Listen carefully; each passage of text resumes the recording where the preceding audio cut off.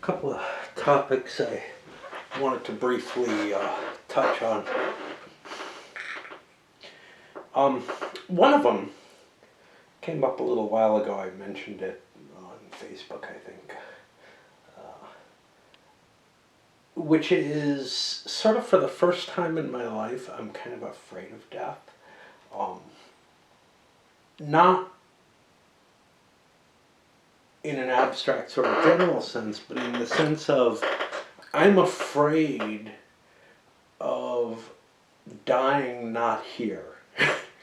um, I noticed it on a walk home from my grocery shopping, hauling my cart as I normally would, which is a personal choice that I like. But I walk around on the streets of this hill relatively often, and sometimes at night when it's not terribly safe. And my fear wasn't, I'll get hit and killed. My fear was I'll get hit, taken to the hospital, and die there. Because now that I've kind of made an oath to die here, and I really have, I will not be dug out of here pretty much no matter what. Now I'm terrified of dying anywhere else. It's like, my you shall not take my blood. It's like it just can't happen now. Once I say that, it's like I must do whatever I can in my power to prevent it. And this is really a problem because, or maybe an excuse for behavior that I tend towards anyway, because I have now fear of leaving the town. My thought was, well, if I get hit and I'm internally bleeding and I know there's a chance I might die, I could still make it back home and hide, Or when I went for my vaccination, it's like, well, if I start to feel ill, I'm damn well making it home. I'm not going to tell them I have to make it back to my hill. I have to be here if there's any chance that I'm going to die. And it's funny because I had one, I never really thought about the where I should die before I moved here. And I started saying I plan to die here. I mean, this is the hill upon which I shall die. And without depression, without anything else, I'm just like, I am not leaving here. But none of that was quite as intense as what I've applied before. But there was one other time in my life where I felt, one time when I felt it was right to die, which was when I was on top of Mount Rainier. And I had an asthma attack there, and I felt like it was just completely an offer of, do you want to die now? You may. And I'm waiting for that offer again, but now it has to be here. Because yes, I definitely had the choice. Do you want to keep breathing or not? The problem is, had I stopped, any rational thought would say somebody would have done something, even like an emergency tracheotomy. There were people around. Luckily here, anything that happens, nobody will ever find out, I mean, someday work might call and say, dude hasn't worked for a couple of months. What's going on? To the police or something or whatever. But I've got no one who would notice that I'm dead, which is awesome in its own way. It's sort of, something my wife had to contend with in terms of a difficulty was making sure that I didn't notice. Now, I was blind. I should have known. When my first wife tried to poison herself, she made the mistake, and I think I've told you this, of going down and sitting on the porch to bum a cigarette off of her downstairs neighbor. And he noticed she was acting really, really weird. Now, why didn't I notice that weirdness? Because it's hard to tell. She was not rational when I was talking to her, but that didn't seem that impossible to me. Like, I wasn't rational either. It was odder for her not to be rational, but I'm often not rational, so it's like, I don't know. I don't know. And she was certainly in such a weird state beforehand in terms of the disassociation and everything, that all made sense to me. I mean, I've been wandering around in a gray haze recently. Every time I leave the house, I try to force myself to, because I know I'm in a depression. And when I do, first of all, things are shifting.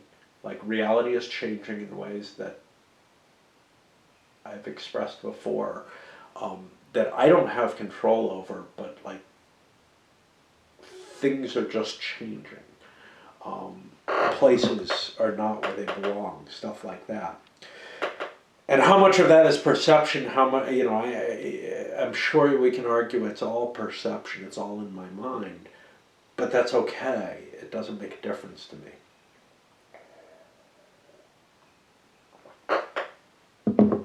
So that's one side of it, is one of the things I wanted to discuss, which was this newfound fear of dying.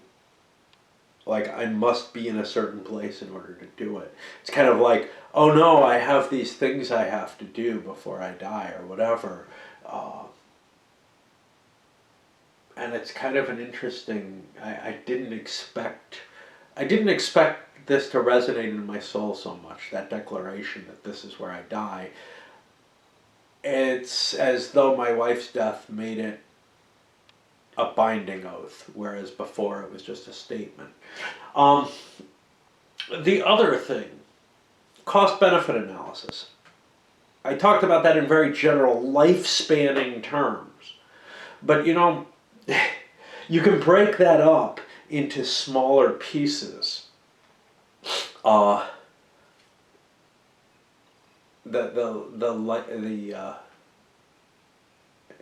benefit versus cost of being alive, whatever. You can break that up into smaller pieces, which I was doing today, in the sense of, I made an interesting omelet. I like playing with food. I like, making tastes that I'm not used to making. There's not necessarily any great invention in this. In this case, it was, I made an omelet. I used spinach, feta cheese. I don't think I've ever made an omelet with feta in it, but I think I've had one. Salami, and I actually threw some ham in to help bulk that out, because I thought the salami would be too strong on its own. But it's not one of my normal things to make, and I had fun with the idea of it. I guess it tasted fine, and it wasn't fantastic or anything. But then what I realized was, I wolfed it down in a couple of minutes.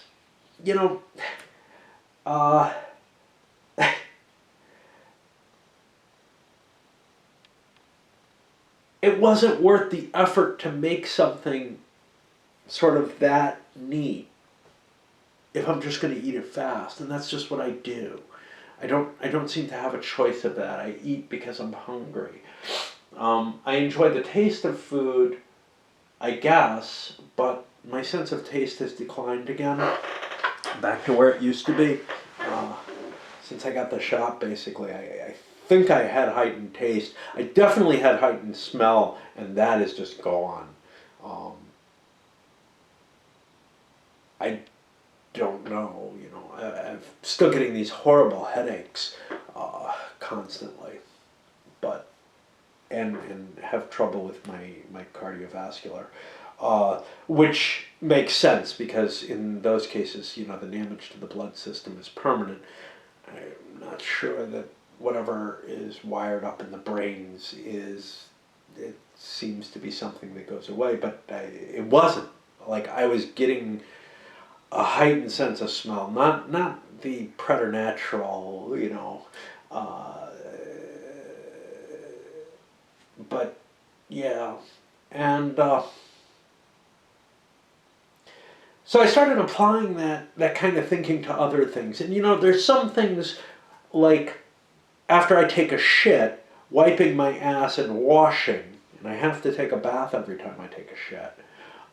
Which is one thing that makes it impossible to like work in an office. I either have to hold it in or I'm going to be miserable for the whole day because my anus is going to be itching.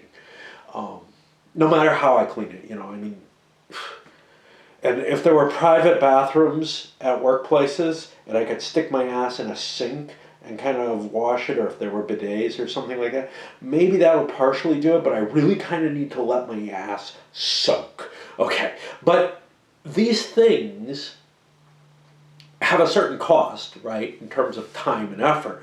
But the misery level is so high that the benefit outweighs the cost. And you could say the same about some of the stuff that I avoid doing.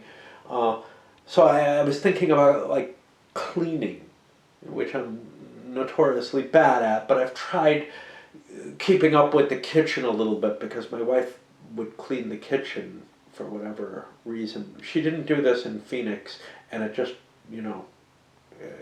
every few weeks or every month she would come in and try to clean it, but it, stains were happening on the counter that were just too hard to get out, whatever. You could, but, where she'd basically come up and clean once or twice a day, wiping down the counters and everything. So I've been kind of trying to do something similar to that.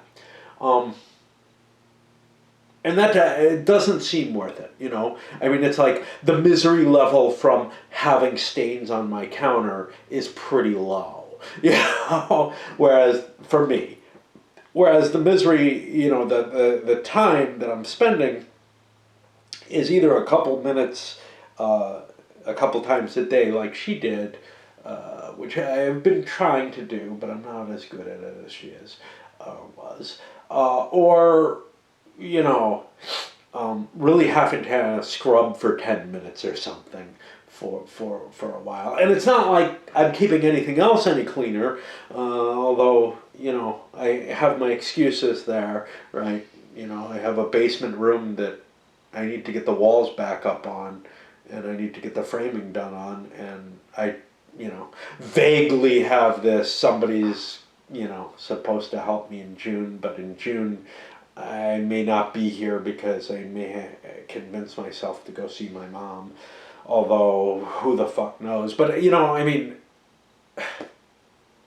it's just when I look at the cost of these things for whatever benefit that comes from it, it's hard to justify. It's really hard to justify on the small scale the things that I do. Things like washing. Yeah, you get itchy and you start feeling shitty if you don't wash. At least I do. Maybe not everyone. But a lot of stuff that theoretically should make me feel better isn't. Stuff like going out for a walk. I went out for a nice long walk on Friday, and it wasn't that nice. It wasn't terrible. Maybe I'm glad I did it, maybe I'm not. I don't know. I don't fucking know. But I do know that I felt like I was wasting, I mean, I was wasting some time, there's no doubt about that, but I just waste time now anyway. I feel like all my time's a waste, I'm just waiting to fucking die.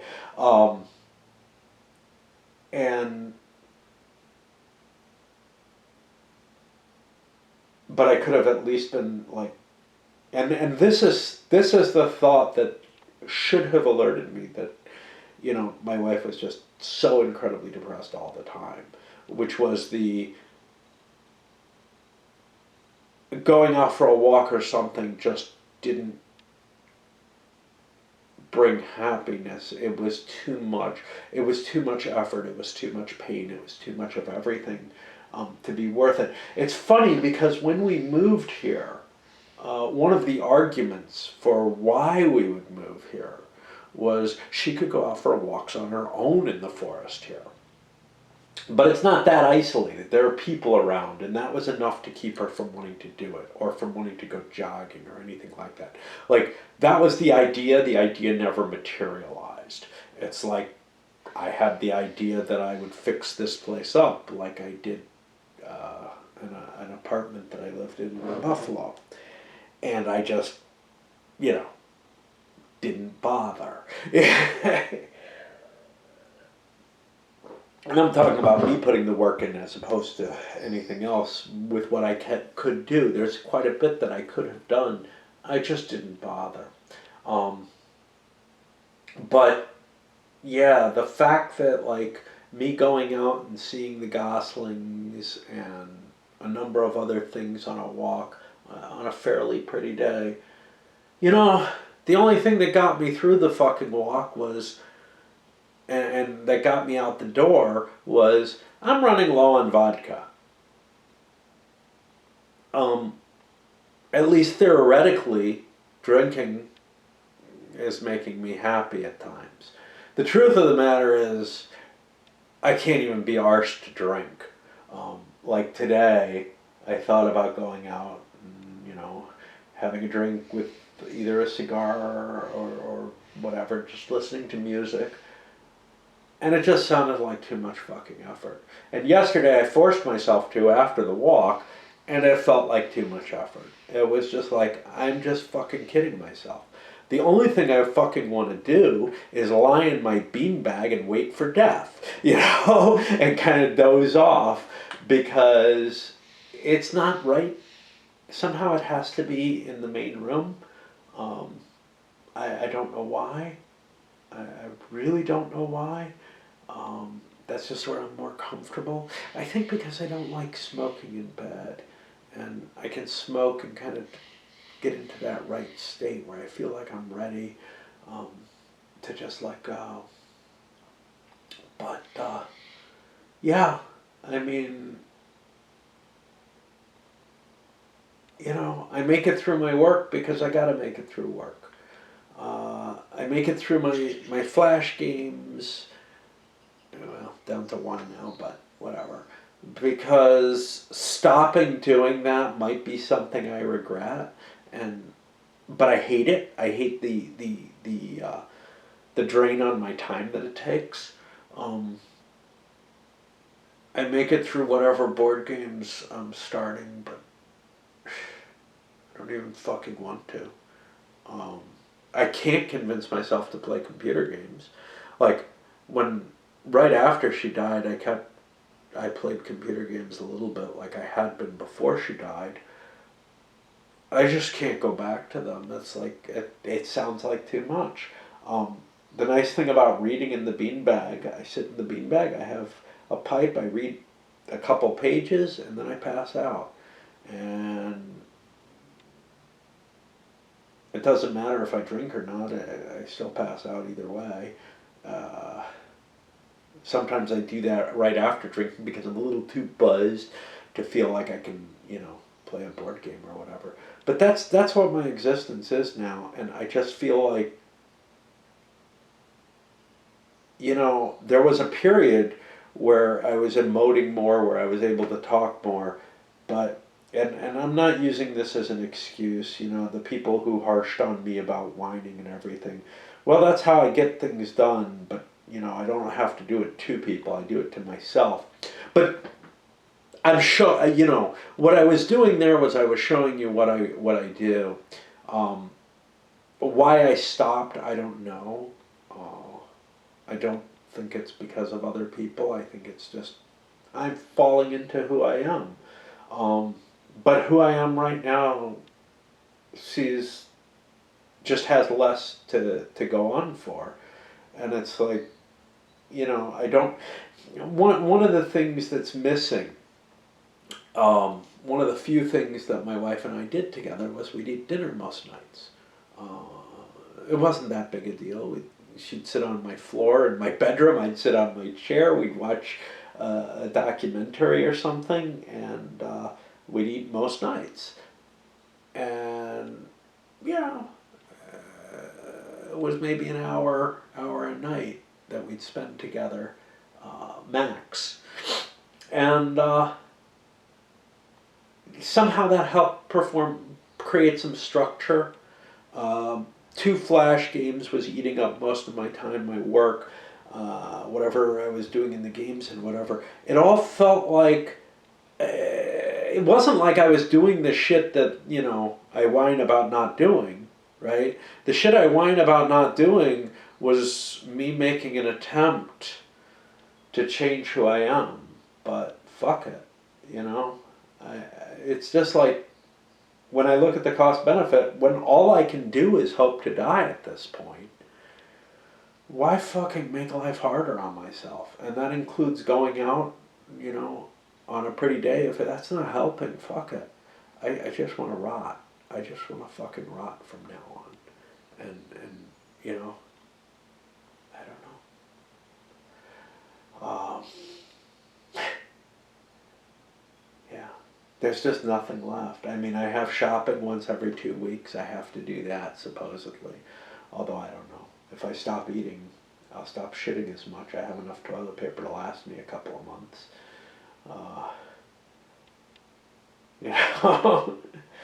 I just don't know. But, and this turned out a lot more depressing than I thought it was going to. Because, the truth of the matter is I don't feel that depressive in terms of like, I'm not suicidal right now. I'm not, but I don't fucking care about anything. I mean, I'm just like, I just want it over. I'm too tired of it all. All right, that's it.